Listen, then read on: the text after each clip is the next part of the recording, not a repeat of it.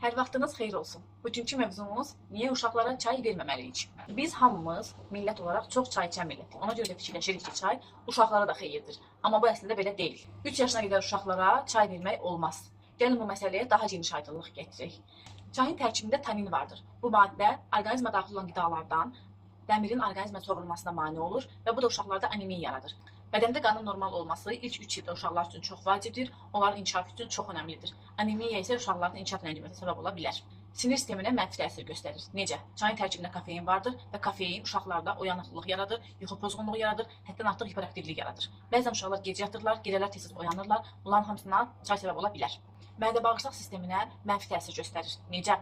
Çay, xüsusilə də tünd çay uşaqlarda mədə turşuluğunu artırır. Bu həzm problemlərinə, qəbizliyə və ya ishala gətirib çıxardır. Su əvəzinə bəzən valideynlər uşaqlara çay verirlər. Bu alternativ deyil. Çay bədəndə suyu qovur və əlavə olaraq uşaqda daha çox susuzluq yaradır. Çay suyu əvəz eləmir. İlk 3 ildə uşaqlara yalnız su vermək məsləhət görülür. Bundan başqa çay vitamin və mineral çatışmamasına səbəb ola bilər. Çay dəmirdən başqa, həm də kalsium və B qrupu vitaminlərin də bədənin sorulmasına mane olur və bu uşaqlarda vitaminsizlik əmələ gəlir. Bu vitaminsizlik isə ləngiməyə səbəb ola bilər.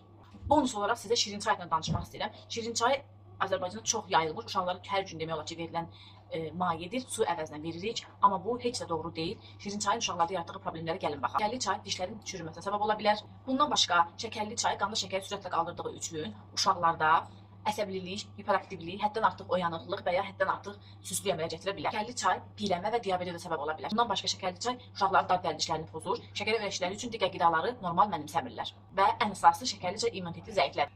Nəticə olaraq şəkərli çay qısa müddətli effekt versə də uzun müddətli problemlərə səbəb ola bilir.